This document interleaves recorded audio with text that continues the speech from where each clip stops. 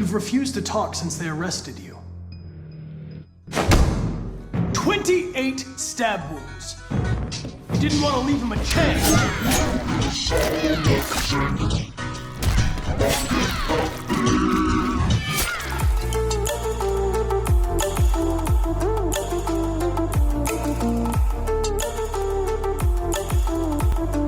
How's it going, everyone? My name is True Underdog, and today we're going to be ranking the guest characters from every NetherRealm game. So that includes Mortal Kombat 9, Mortal Kombat X, Mortal Kombat 11, and both Injustice games. So a total of 5 different games and like a whopping 16 characters. Can you believe the absolute shillery of NetherRealm Studios? Look at all these amazing guest characters. And yes, I do consider the Mortal Kombat characters to be guests in the Injustice series because they're not from the comics, they're 100% guest characters. In the same way that Hellboy is a guest character, because while yes, he is from comics, he is from Dark Horse, not DC. And since the Injustice games are DC, that would make Hellboy a guest character. And before we get started, it's worth mentioning that I have spent days researching this topic, but it's so hard to find information on some of these older games, especially Kratos. I barely know anything about Kratos, because for anyone who's not aware, he was only available on the PlayStation console, which meant he was banned from tournaments, or at least most of them. Typically, any characters that you can't train against are banned, because how would you know how to fight them if they're not on your console? And to make matters worse, I owned an Xbox back in the day, but I think everyone did because those PS3s were super expensive. But I digress. The point is, I did a ton of research to try and find out how strong these characters were competitively, and pretty much everybody was saying different things. Like I mentioned in past videos, even professional players cannot agree with their tier list, so I did the best I could. Keep in mind that this is only my opinion, but without any further ado, let's get started. So for the top row, you know we gotta add Joker. I'm not saying he's the best, I'm gonna add more people to this row, but if you think Joker is not top tier, then you're crazy and I don't know which tournaments you're watching. And we also got to put Predator up there, especially at this point in time for Mortal Kombat X, and keep in mind that every character I have on this list is going to be for the latest version of their game. So for example, Acidic Alien, when he first came out, was unstoppable. He downright broke the game. He would be up here, but keep in mind at this point in time, he's no longer that good. This character got nerfed in a lot of ways, and Predator got nerfed in some ways, but also remained the same in others, and that made him actually better overall. And man, how about Jason? Jason's also really good. I was actually shocked how good Jason was. He's better than I remember. I see him at a bunch of tournaments, winning grand finals. This guy's nuts. And it's mainly his relentless variation that everybody used, including Sonic Fox. They loved that variation. And how about Spawn? Spawn is also really good. A strong character who only got better over time as people learned how to master him. The man has crazy high damage combos. He can zone. He's safe on pretty much everything up close. The man's godlike. And I think that might be about it for the top row. I think that Joker and Jason are actually tied, but unfortunately there's no way to visually show that, but I would say they're about tied. And the main reason I have Predator at the front is because recently they had a Mortal Kombat X tournament and he won pretty convincingly. This character is very strong, and while he might not be the best character in the game overall, as far as the guest characters go, I think he might be king. Once again, the character has damage, he has resets for days, and amazing pressure on block. His traps are also really good. The character is just great at controlling space, and then once he gets in, it's all over. Once again, crazy pressure. He can run cancel into pretty much everything, and when he touches you, some really good damage. Also a great reversal. He has an amazing armor move, so yeah, a good character. And you already know about Joker, but I think it's worth talking about him too. He's got mix-ups for days, and he's safe on pretty much everything, and also some really good damage. So put simply, Joker is a low-risk, high-reward kind of character. He's really stunning. And you know what? The middle category is always the toughest, so how about we mix things up and start off with the worst characters? I think I know I'm gonna put down here for sure. So sadly enough,